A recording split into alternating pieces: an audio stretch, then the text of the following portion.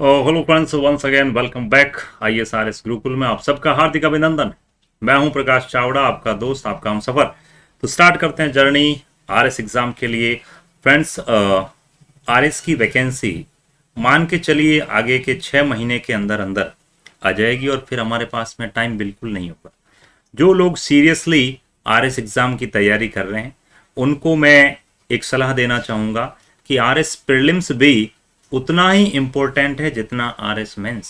वो आपको डायलॉग याद है क्या कि पप्पू को हजारों मुल्कों की हजारों लड़कियां इंतजार कर रही है, लेकिन साला पप्पू तो 12वीं फेल है।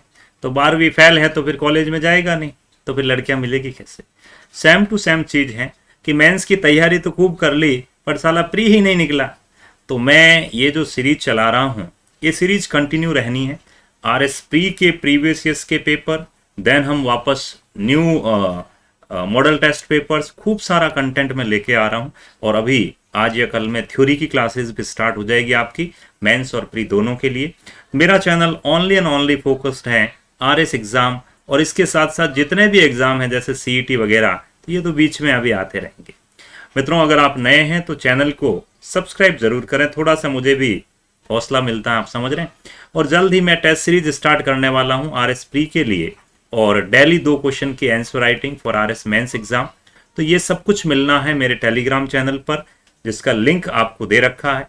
और मेरे मोबाइल नंबर आपको स्क्रीन पर दिख ही रहे होंगे। आप डायरेक्ट जो है वो टेलीग्राम पर मुझे मैसेज भी कर सकते हैं, और भी कई सारी फैसिलिटीज। तो फ्रेंड्स, स्टार्ट करते हैं। 1 2 एंड 3। मित्रों, हम डिस्कस कर रहे हैं 1991 का, सॉरी 1993 का RS प्री का पेपर, और उसमें क्वेश्चन नंबर 20 तक कल हमने कर लिए थे। 21 आपके सामने हाजिर है। क्वेश्चन है अमेरिका का Paris, which is also called as the Paris of America. Question थोड़ा अधूरा है। क्वेश्चन लिखना था दक्षिण अमेरिका, साउदर्न अमेरिकन कॉन्टिनेंट का पेरिस किसे कहा जाता है मित्रों? तो इसका आंसर है ब्यूनस आयर्स। अब ब्यूनस आयर्स है कहां? तो मित्रों, अगर आपने दक्षिणी अमेरिका का मैप देखा है तो उसके अंदर आपको सिंपल सा इस टाइप से दिखेगा, समथिंग लाइक दिस। तो ये यहां पर जो काफी कंट्रीज हैं मित्रों, यहां पर आप देखते हैं कि ब्राजील नाम का एक बड़ा देश है, उसके बाद में आपके अर्जेंटीना स्टार्ट हो जाता है। तो अर्जेंटीना में ही सिचुएटेड है आपका ब्यूनस आयर्स, और अर्जेंटीना की जो राजधानी है, the capital of Argentina, that is Buenos Aires. Buenos Aires को लेकर और भी कई सारी बातें हैं। ब्यूनस आयर्स एक नदी के तट पर स्थित हैं। उस नदी का नाम क्या मित्रों? रियो दी प्लाटा। बिल्कुल, रियो दी प्लाटा। रियो दी प्लाटा रिवर नदी के मुहाने पर स्थित है आपका ब्यूनस आयर्स। ब्यूनस आयर्स को और भी कई नामों से जानते हैं। जैसे मैं अगर आपको नाम बताऊं तो इसको अपन जानते हैं पंपास का पेरिस। अभी आप कहोगे सर व्हाट इज पंपास? ये 5 क्वेश्चन जो मैं बता रहा हूं, पंपास का पेरिस। देखो, एक आता है प्रेरीज, एक आता है स्टेपीज, एक आता है विली विली, एक आता है वेल्ड, एक आता है कैंपोस, एक आता है पैम्पोस। ये सारे घास के मैदान हैं। तो पंपास अर्जेंटीना ब्राजील के तट पर ये घास के मैदान है मित्रों। जैसे सवाना घास नहीं है, तो घास के मैदान है, इसीलिए इसे पैम्पास का पेरिस या दक्षिणी अमेरिका की सांस्कृतिक राजधानी भी कहा जाता है। किसे? ब्यूनस आयर्स को। कई लोग जो न्यू हैं उनको लग रहा होगा सर इतना डिटेल में क्यों जा रहे हो, फटाफट क्वेश्चन करो। मित्रों, फटाफट LDC निकल सकता है, कांस्टेबल निकल सकता है, पटवार निकल सकता है। RS की जो जर्नी है वो स्लो एंड स्टडी, दिनों दिन आपको सीखना पड़ेगा, खुद को लोडेड करना पड़ेगा, उसके बाद में पता चलेगा कि क्या सही और क्या गलत है। तो एक एक चीज को आपको माइन्यूटली समझना, तब जाकर के आप प्री निकाल पाओगे और फिर मेंस में कुछ लिख पाओगे। आओ, इनमें से किस कंट्री में सर्दियों में वर्षा होती है? हमारे यहाँ तो गर्मियों में होती है। इंडिया में तो आपका ज्यादातर जो मानसून है 98% बारिश हमारे दक्षिणी पूर्वी पश्चिमी मानसून से हो जाती है, जो अभी हुई है। लेकिन एक देश है फ्रेंड्स इन चारों में, नॉर्वे। नॉर्वे अगर आपने मैप देखा है तो नॉर्वे बेसिकली सिचुएटेड है, ये आपका पूरा का पूरा अटलांटिक ओशियन से ये नॉर्वे, स्वीडन, डेनमार्क, ये स्कैंडिनेवियन कंट्रीज हैं। तो नॉर्वे की जो लोकेशन है मित्रों वो है आपकी लगभग 40 डिग्री टू 65 डिग्री उत्तरी अक्षांश, और यहां पर मैंने बताया था वेस्टर्लीज पछुआ पवनें चलती हैं। इस कारण यहाँ बारिश सर्दियों में होती है, क्योंकि यहाँ का जो क्लाइमेट है वो है आपका पश्चिमी यूरोपियन क्लाइमेट, या हम कह सकते हैं पश्चिमी ब्रिटिश तुल्य क्लाइमेट। इस जलवायु के कारण यहाँ बारिश सर्दियों में होती है।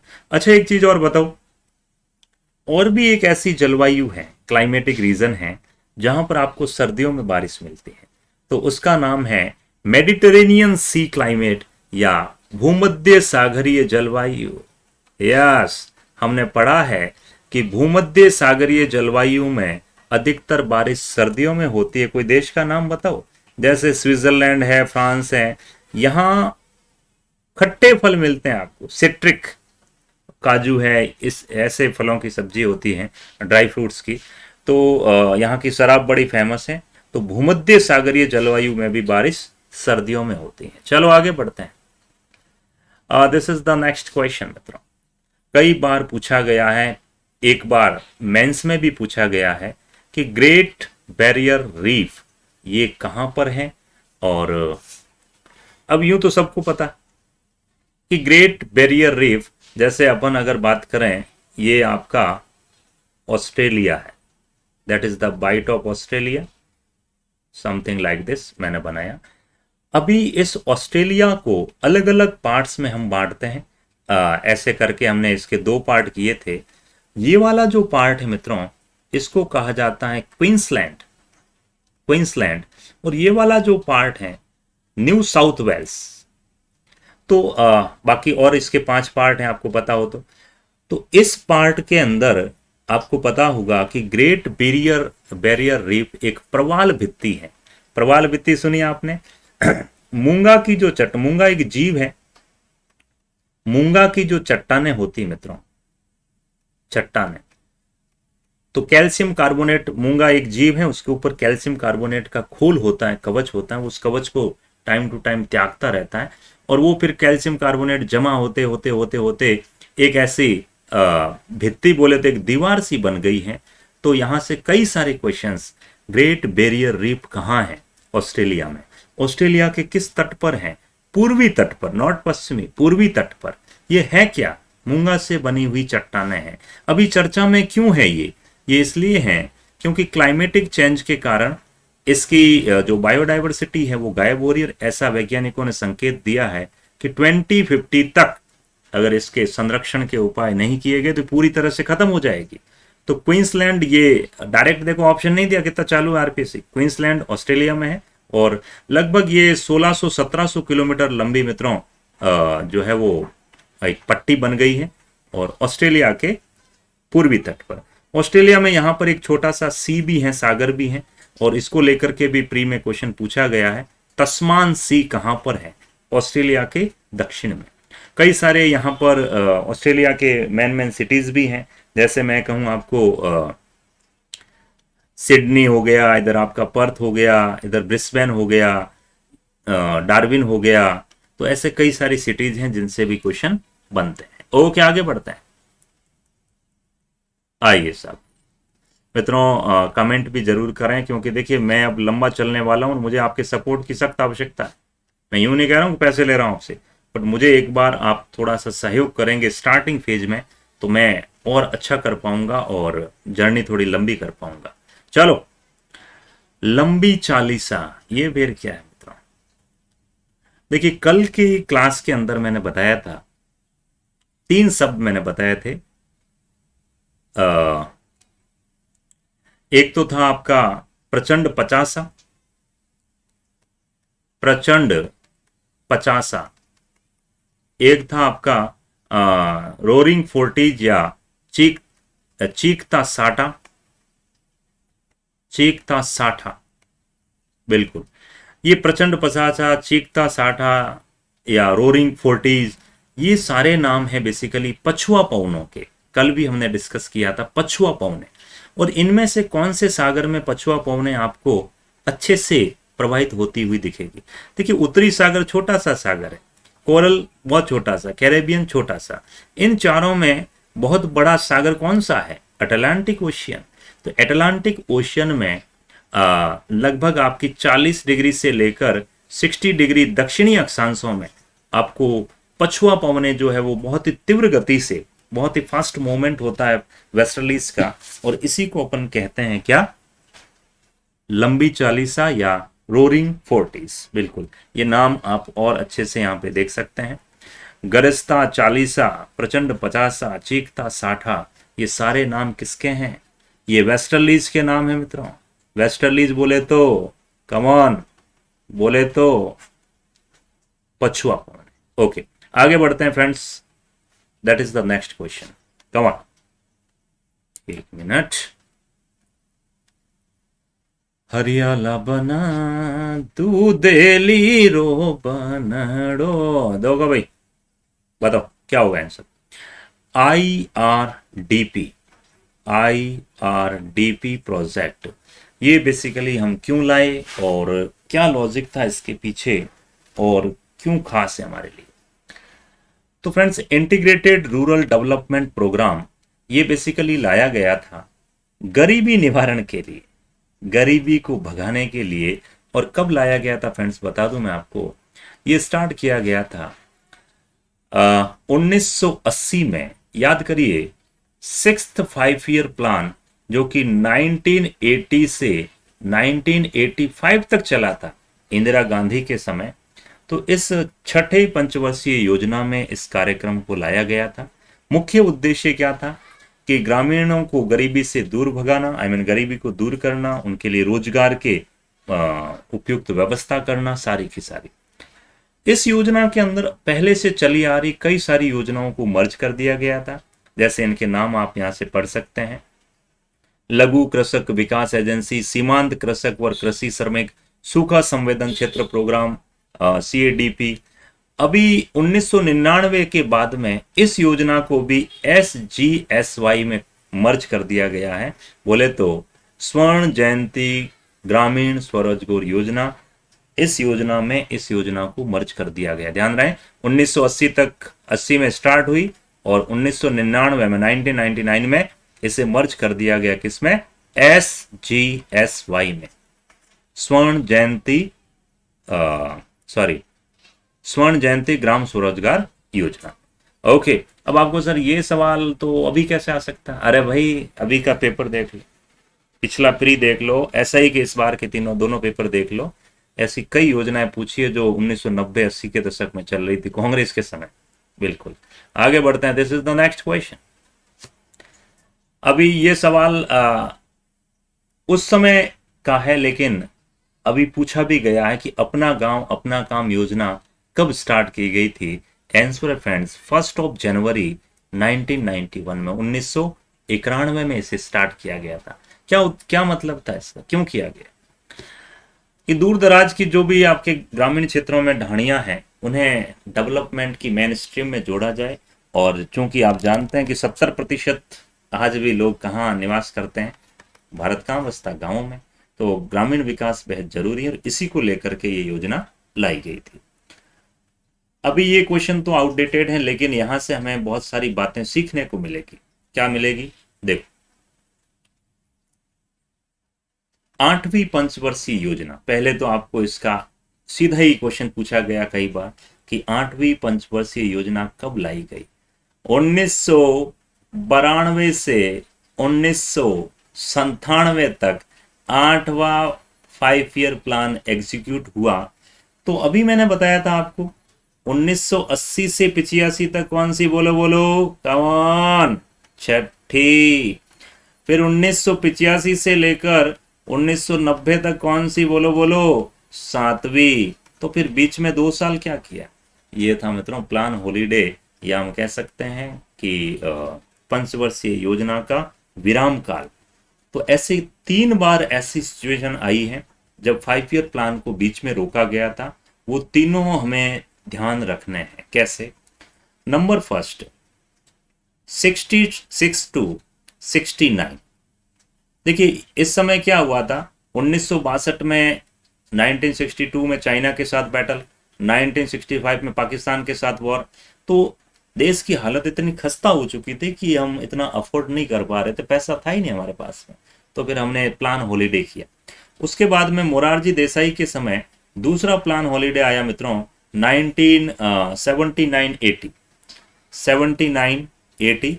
और मोरारजी देसाई की सरकार, जनता पार्टी की सरकार, उन्होंने भी कहा कि हम 5 ईयर नहीं बनाएंगे। हम 78 में इन्होंने 5 ईयर्स को खत्म कर दिया था। जैसे अभी मोदी जी के आने के बाद 5 ईयर प्लान खत्म हो चुके हैं। और तीसरा जो मैंने अभी बताया 1990 से लेकर 92 तक, ये 3 ऐसे टेन्योर आए हैं जब प्लान हॉलीडे किया गया, मतलब पंचवर्षीय योजना को कुछ समय के लिए रोका गया था। ओके, आगे बढ़ते हैं मित्रों।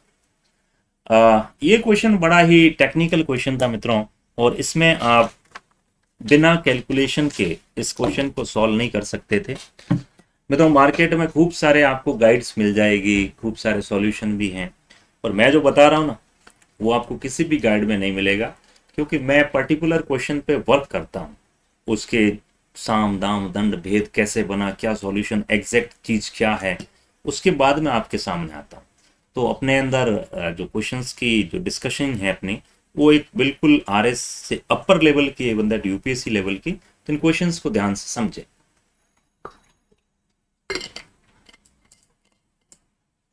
अब देखो, ये बड़ा ही तगड़ा क्वेश्चन है कि एक रेडियो स्टेशन से 30 मीटर बैंड। अब आप कहोगे सर ये तो सिंपल है, क्या है इसमें? नहीं, ये कैलकुलेशन बेसिस क्वेश्चन था, और ऐसे सवाल आरपीएससी पूछ लेती है कई दफे।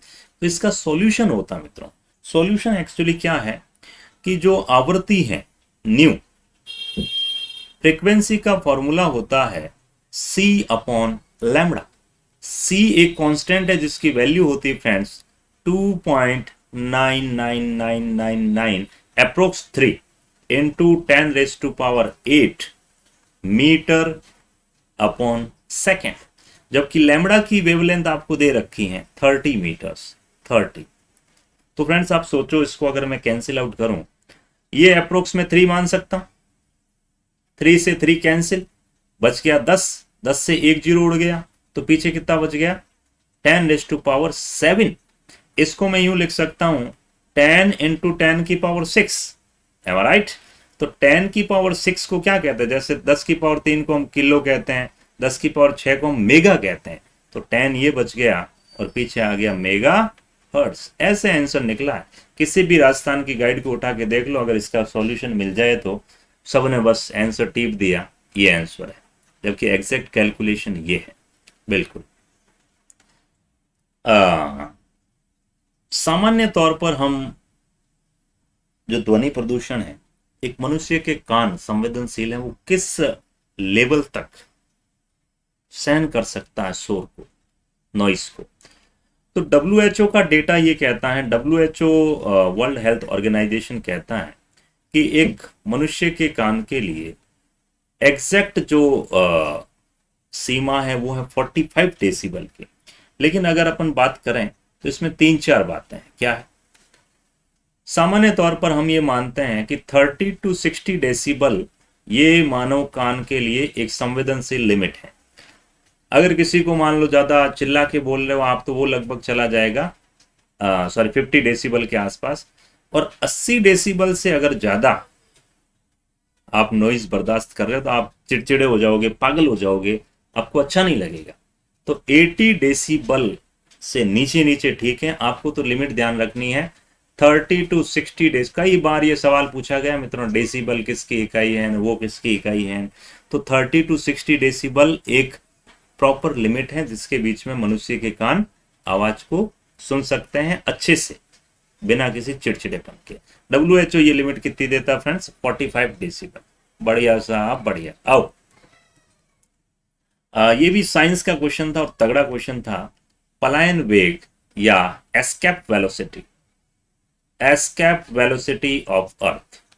अब इसका मतलब क्या है friends? What do you mean by escape velocity? जो पर्टिकुलर साइंस स्ट्रीम के हैं उन्हें तो पता है। कि कितनी वेलोसिटी से किसी चीज को फेंका जाए कि वो पृथ्वी पर वापस लौट के ही ना आए। हम भाई ये जो भेजते हैं ना अपने सैटेलाइट्स, तो सैटेलाइट्स को फ्रेंड्स इस प्रक्षेप वेग से फेंका जाता, तभी तो सैटेलाइट पृथ्वी के एटमॉस्फेयर से बाहर चला जाता है।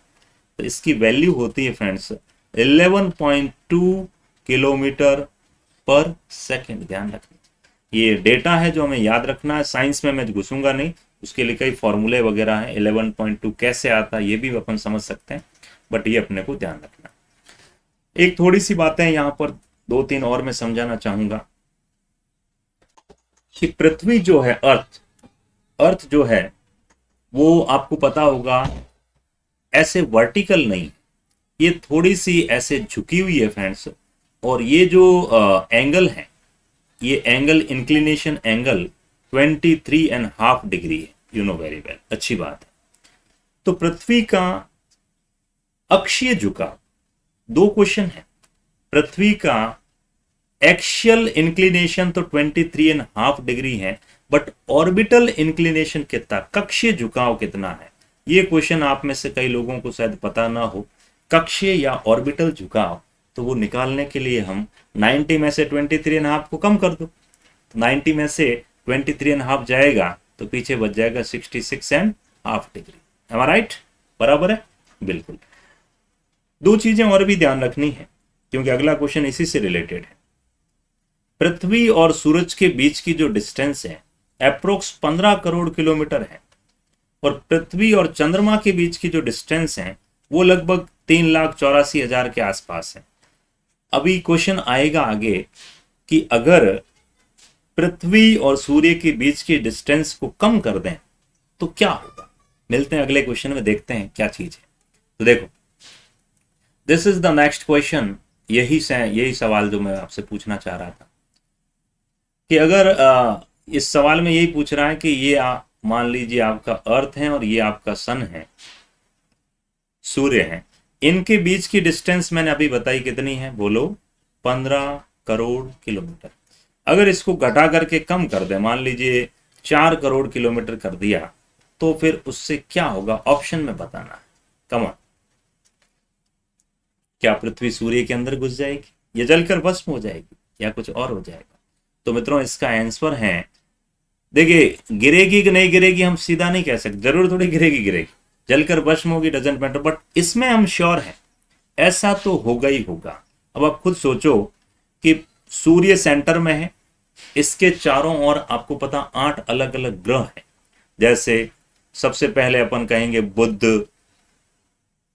शुक्र, पृथ्वी, मंगल, बृहस्पति, शनि, फिर यूरेनस, अरुण वरुण और यम, अरुण वरुण, यूरेनस और नेपच्यून। तो अभी आप खुद सोचें कि जैसे जैसे हम दूर जा रहे हैं सूर्य से, जैसे जैसे सूर्य से डिस्टेंस बढ़ी, इनका परिक्रमण काल बढ़ रहा है कि नहीं बढ़ रहा है? आपने पढ़ा होगा कि बुध का तो परिक्रमण, सूर्य की परिक्रमा का परिक्रमण काल ही कुछ दिनों का ही है, जबकि हमारा 365 दिन है, 365 डेज। तो जैसे जैसे कोई ग्रह सूर्य के पास में जाएगा, ये तो श्योर है कि उसका परिक्रमण काल, जैसे पृथ्वी का 365 दिन में एक परिक्रमा करती है, एक रिवोल्यूशन होता है, तो रिवोल्यूशन का जो टेन्योर है वो भी 1/4 हो जाएगा। बोले तो परिक्रमण काल घट जाएगा। लेकिन मैं आपसे पूछूं, उसका रोटेशन, उस पर क्या इफेक्ट पड़े, रोटेशन या घूर्णन? दम है तो कमेंट बॉक्स में बताइएगा, वो बढ़ेगा या घटेगा?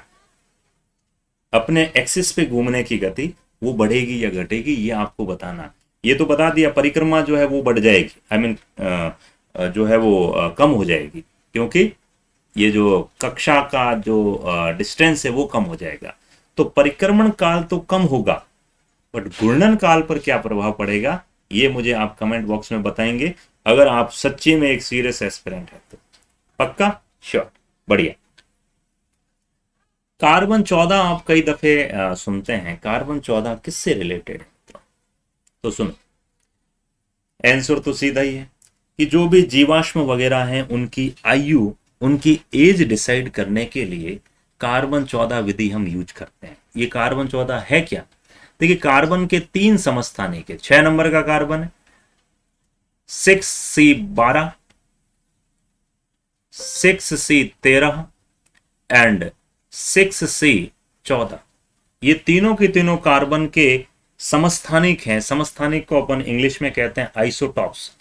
तो इसको लेकर के भी आरपीएससी ने क्वेश्चन पूछा एक दफे कि अगर ये सीरीज है तो बताओ इसमें प्रोटॉन्स कितने हैं। आप बताइए मुझे, इन तीनों को जो लिखा है, नंबर ऑफ प्रोटॉन्स तीनों में सेम है क्या? बिल्कुल सेम है, सब में 6। ये प्रोटॉन नंबर होता है, बिल्कुल। द्रव्यमान संख्या कितनी है? Mass number. तो तीनों का अलग अलग है, एक का 12 है, एक का 13 है, एक का 14 है, बिल्कुल 12, 13, 14। एंड दमदार क्वेश्चन कि इसमें न्यूट्रॉन्स कितने होंगे? नंबर ऑफ न्यूट्रॉन्स सब में सेम होंगे, अलग अलग। न्यूट्रॉन्स होते हैं मास माइनस प्रोटॉन। द्रव्यमान संख्या में से प्रोटॉन की संख्या घटा दो तो यहां हो जाएंगे 6, यहां हो जाएंगे 7 और यहां हो जाएंगे 8, 14 - 6। अब मैं पूछूं इलेक्ट्रॉन्स कितने हैं इन सब में?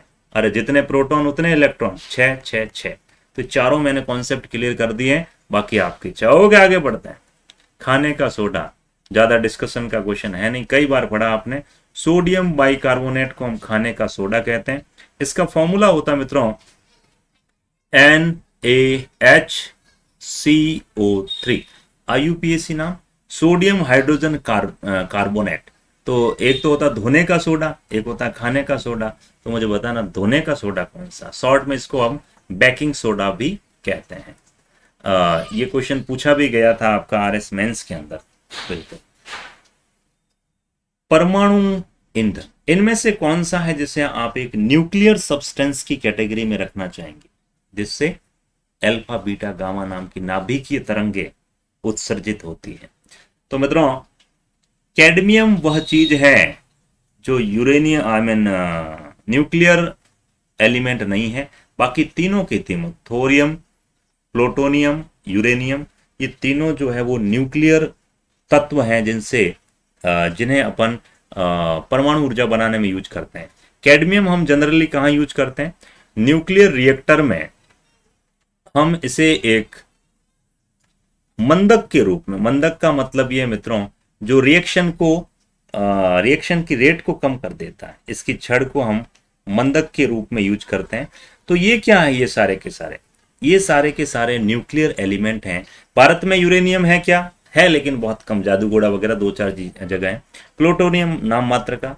भारत में सबसे ज्यादा जो भंडार है मित्रों थोरियम के हैं, लेकिन क्या हम अभी तक थोरियम निकाल पाए हैं? अरे निकालेंगे कहाँ, हमारे पास में इतनी टेक्नोलॉजी भी नहीं है। थोरियम का जो मेन अयस्क है वो है मोनोजाइट या मोनोजॉइट। और मोनोजॉइट बेसिकली आपको भारत के इन तटीय प्रदेशों में, स्पेशली केरल वाले कोल्लम तट में फेमस है। यहाँ पर इस पूरी तट रेखा पर आपको मोनोजॉइट बालू के अंदर घुसा पड़ा मिलेगा, लेकिन हम अभी तक एक्सट्रैक्ट नहीं कर पाए। कारण है हमारे पास टेक्नोलॉजी नहीं, और फिर हम सोलर एनर्जी, विंड एनर्जी, इन पर ज्यादा ध्यान दे रहे हैं। ओके, आगे बढ़ते हैं। एक चीज और ध्यान रखना, थोरियम बेसिकली एक्टिनाइड श्रेणी का पहला एलिमेंट है आवर्त सारणी में, जो पीरियोडिक टेबल है उसका फर्स्ट, एक्टिनाइड सीरीज का फर्स्ट एलिमेंट। यूरेनियम की खोज करने वाला व्यक्ति था कालपोर्ट या क्लाप्रोथ। पिच ब्लैंड नामक एक यूरेनियम का अयस्क है और है, वहां से यूरेनियम को खोजा था इन्होंने। जैव विविधता, what do you mean by biodiversity? तो देखिए मित्रों, बायोडाइवर्सिटी का मतलब सिंपल सा है। जैसे मान लो राजू, कोई भी आपका दोस्त राजू ये यहाँ रह रहा है। अब राजू जो है खाना भी खाता है, राजू जो है अपनी गर्लफ्रेंड से बात भी करता है, राजू बरसात में नहाता भी है, राजू भैंस देख के खुश भी होता है। कहने का मतलब है अपने आसपास का वह एटमॉस्फेयर जिसमें आपको प्राणी भी मिलेंगे और साथ ही साथ पेड़ पौधे भी मिलेंगे, इसी को मिला करके हम क्या कहते हैं? बायोडाइवर्सिटी। तो जैव विविधता को अभी आप सुनते ही हैं, जैव विविधता खतरे में है। तो IUCN, international union for conservation of nature, UNEP के तहत अपने इस प्रोग्राम को शुरू किया। तो IUCN एक रेड डेटा बुक जारी करता है। उस रेड डेटा बुक में उन प्राणियों का, उन पेड़ पौधों का जिक्र होता है जो विलुप्त होने वाले, इनके संरक्षण के लिए हम दो प्रकार के उपाय करते हैं, इन सीटू और दूसरा है एक्स सीटू। कई बार ये भी कर देते, देखो इन सीटू मतलब स्वस्थान है, एक्स सीटू मतलब बही स्थान है। मतलब कि अभी आपको पता, हमने नामीबिया से हमको चीते लेकर के आए भारत में, वहां से पकड़ के इधर लाए ना, ये हो जाएगा एक्स सीटू। अगर किसी प्रजाति का संरक्षण उसकी पर्टिकुलर जगह पे ना करके उसे कहीं और ले जा करके किया जाए तो ये एक्स सीटू है, और उसी जगह पर किया जाए तो वह इन सीटू है। अब आप मुझे बताना, बायोडाइवर्सिटी रिजर्व जो होते हैं वो इन सीटू है या एक्स सीटू है? जो आपके राष्ट्रीय उद्यान होते हैं वो इन सीटू है या एक्स सीटू? दम है तो बताना, बाकी तो देखो बातें तो सब कर लेते हैं। इनमें से कौन सा मित्रों वर्ल्ड हेरिटेज की कैटेगरी में कल ही मैंने डिस्कस किया है, केवलादेव घना पक्षी विहार भरतपुर, बिल्कुल सारी डिटेल हमने कल डिस्कस कर ली थी, मैं टाइम खराब नहीं करूंगा। और इसे रामसर साइट का भी दर्जा दिया गया है, ध्यान रखना, रामसर वेटलैंड में भी केवलादेव पक्षी विहार को हमने शामिल किया है। और यहाँ पर एक जो मैन पक्षी आता है उसका नाम है साइबेरियन सारस, सारस के लिए तगड़ा जाना जाता है मित्रों। बाकी रणथंभौर के बारे में भी ये है। और बिल्कुल आगे बढ़ते हैं मित्रों। वेल मछली इनमें से किस टाइप की है मित्रों? तो वेल मछली मित्रों आपको पता होगा एक स्तनपाई है, सॉरी एक मैमल है, और वेल का भार 25 हाथियों के बराबर मित्रों। लेकिन वेल की एक प्रॉब्लम है कि ये अपनी श्वसन क्रिया पानी के अंदर नहीं करती, ये ऊपर आती, देखना आप समुद्र के अंदर यूं पदार्थ मार करके सूं सां की आवाज करती। तो वेल मछली एक स्तनपाई है, स्तनपाई बोले तो मैमल है। बढ़िया। इनमें से कौन सा काम पेड़ पौधे नहीं करते हैं? तो पेड़ पौधे भाई वायु प्रदूषण भला कब करने लगे, उल्टा पेड़ पौधे तो 8 से 10% नॉइज को एब्जॉर्ब करते हैं। जहाँ पेड़ पौधे होते हैं वहाँ जो ध्वनि प्रदूषण है वो ऑटोमेटिक कम हो जाता है। तो सी आपका गलत था, बाकी तो पेड़ पौधों के बारे में तो पूरी जानकारी आप रखते ही हैं। This is the second last question. ये उस समय का सवाल है लेकिन जानकारी के लिए बता दूं, एल्बर्ट सबीन एक व्यक्ति हुए हैं दुनिया में जिन्होंने पोलियो के टीके का आविष्कार किया था। बस आपको इतना ही ध्यान रखना और कुछ भी नहीं। लास्ट एंड फाइनल क्वेश्चन, इनमें से कौन सी गैस मित्रों हरित ग्रह प्रभाव उत्पन्न नहीं करती है? हरित ग्रह का मतलब है ग्रीन हाउस इफेक्ट। क्या होता है ग्रीन हाउस इफेक्ट? मैंने बताया था कि सूर्य से जो अल्ट्रावायलेट रेज आती हैं वो छोटी छोटी होती हैं, बिल्कुल छोटी छोटी वेवलेंथ की, तो वो पृथ्वी के एटमॉस्फेयर को क्लियर पार करके पृथ्वी तक आ जाती हैं, बोले तो अर्थ सरफेस तक आ जाती है। लेकिन अर्थ से जो अर्थ वेव्स निकलती हैं, पार्थिव किरणें, वो लंबी लंबी है। इन लंबी लंबी किरणों को या लंबे लंबे विकिरणों को ये जो गैस है ना, CH4 है, आपका CO2 है, आपका N2O है, NO2 है, CFC है, ये गैसें इनको पकड़ लेती है कि जहां कहाँ रही हो बैठो इधर। और जब ये पृथ्वी की गर्मियां ट्रैप हो जाती हैं तो हमारा एटमॉस्फेयर गर्म हो जाता है, इसी को ग्रीन हाउस कहते हैं। लेकिन नाइट्रोजन एक ग्रीन हाउस गैस नहीं है, बाकी सारी है। और मेन लीड रोल में इसमें कौन है वर्ल्ड लेवल पर? Carbon dioxide. भारत ने अभी आपको पता होगा COP26 में ये वादा किया है कि 2070 तक हम पूरी तरह से कोयले को बैन कर देंगे। तो ये था आज का एपिसोड मित्रों, मिलेंगे और किसी भी प्रकार की आपको जानकारी चाहिए तो आप मुझसे डायरेक्ट कांटेक्ट कर सकते हैं। और धीरे धीरे मैं अभी टेस्ट सीरीज भी ला रहा हूं और अपना खुद का एप्लीकेशन लॉन्च करूंगा मित्रों। आपके सपोर्ट की मुझे सख्त ज़रूरत है, इसमें कोई कहने की गुंजाइश है नहीं, क्योंकि देखिए आप लोग सहयोग करेंगे तो कल को मैं आप बहुत अच्छा कर पाऊँ। और काबिलियत की कोई कमी नहीं है मित्रों। मेंस के सारे सब्जेक्ट मैंने अनअकैडमी पर भी कराए हैं, उत्कर्ष में भी करवा रहा हूँ, और मैं अब चाहता हूँ कि आपको यहाँ पर ला करके दूँ सिस्टमेटिक वे से। बाइलिंगुअल मिलेंगे आपको। और राजस्थान में कोई भी एक ऐसा चैनल आप बता दो मुझे जो पर्टिकुलरली RS पर वर्क करता हो, कोई नहीं, सब व्यू के चक्कर में। मतलब मैं भी चाहूं तो अभी EO का करवाने लग जाऊं या वो करवाने लग जाऊं, पर मेरा वो मोटिव है ही नहीं। मेरा तो मोटिव यही है कि अपने को पहचान बनानी है RS के फील्ड में। व्यू भले आवे नहीं आवे कोई लेना देना नहीं है, कंटेंट में दम होगा तो लोग अपने आप जुड़ेंगे। तो मेरा चैनल केवल और केवल RS पर फोकस्ड है, और हम RS English medium Hindi medium दोनों में कवर करेंगे। मैं व्यू के लिए नहीं पढ़ा रहा हूं मित्रों, लेकिन अब क्वांटिटी और क्वालिटी दोनों हमें मेंटेन करनी है। ओके मित्रों, thank you so much, have a very very lovely night.